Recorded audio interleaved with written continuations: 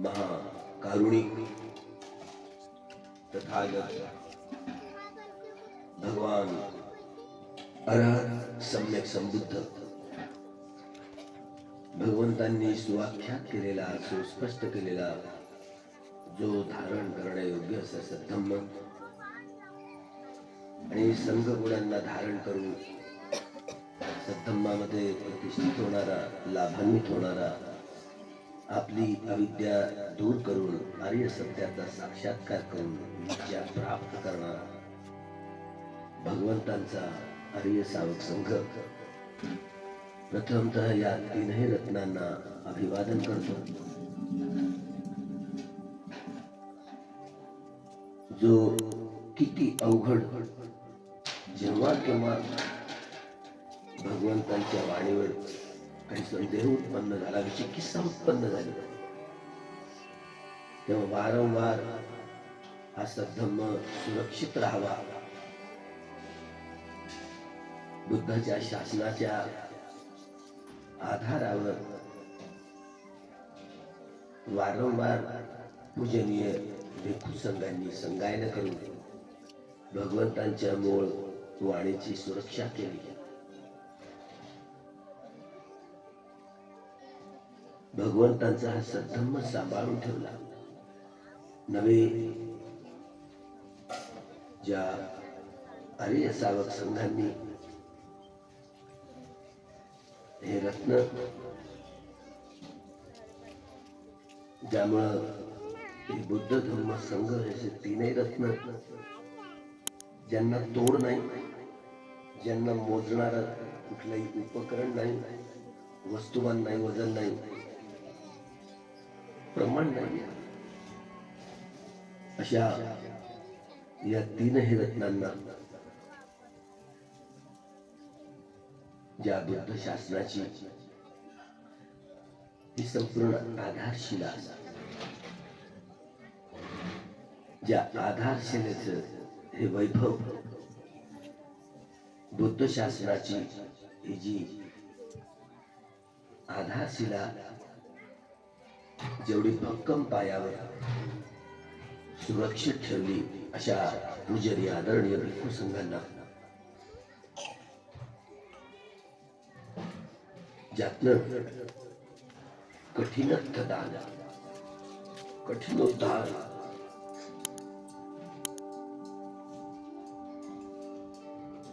हे कठीणची वरदान किती कठीण असतं.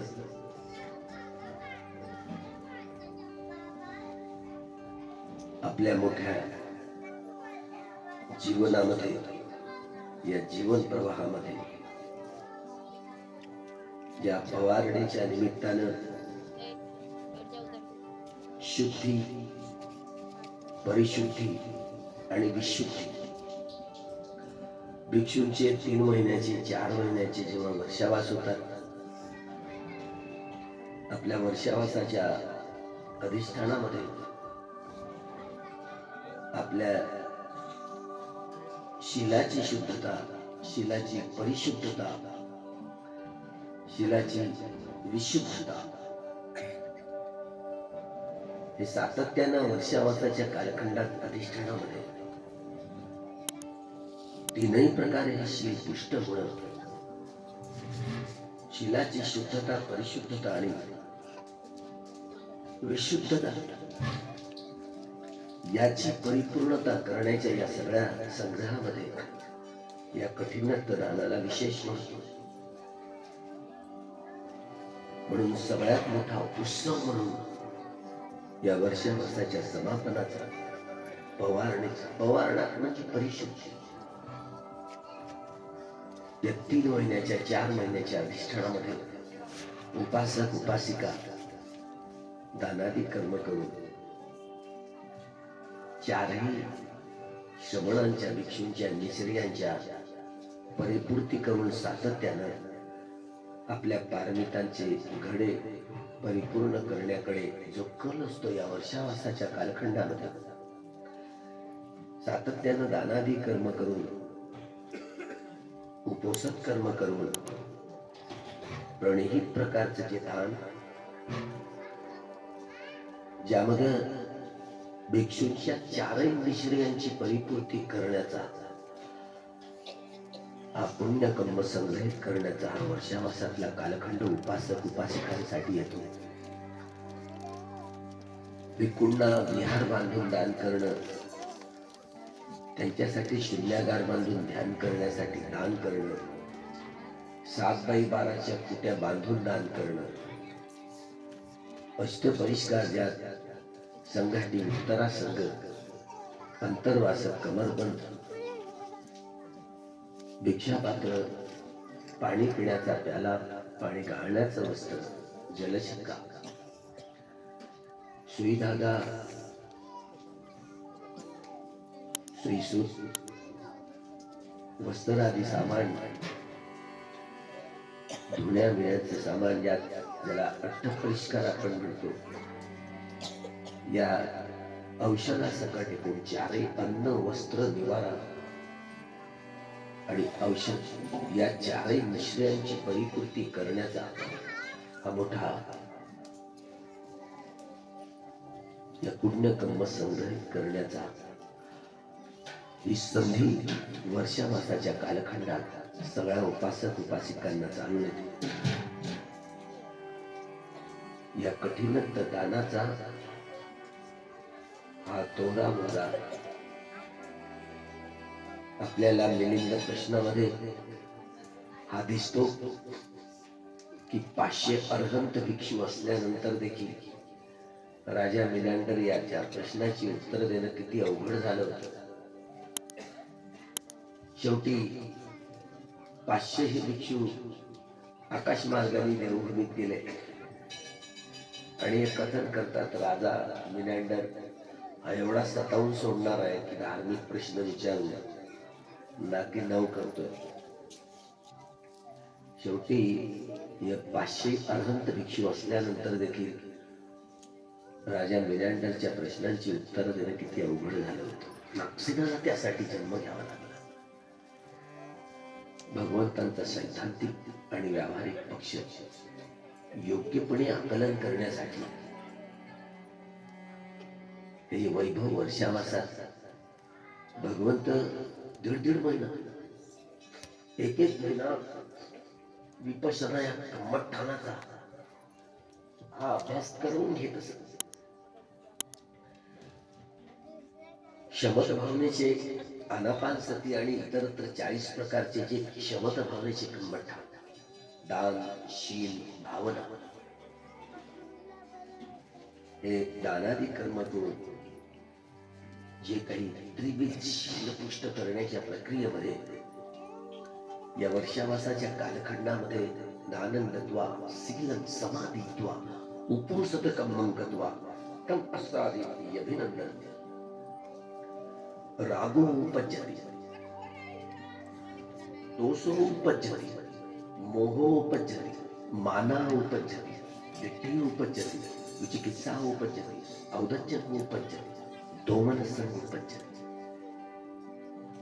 या कम्मठाणाच्या आधारावर राग कुठे उत्पन्न होतो, द्वेष कुठे उत्पन्न होतो, मोह कुठे उत्पन्न होतो, मान कुठे उत्पन्न होतो, या सगळ्या विकारांचा आदुसंघ शमत भावनेच्या कम्मठाणाचा अभ्यास करून घेतला जाईल. जेव्हा आपले हे चंचल चपळ चित्त त्याला खनिक समाधीपासून उपचार समाधीकडे आणि उपचार समाधीपासून अर्पणा समाधीकडे पोहोचवण्याची सारी प्रक्रिया या शमत भावनेच्या कम्मठाणातून असे.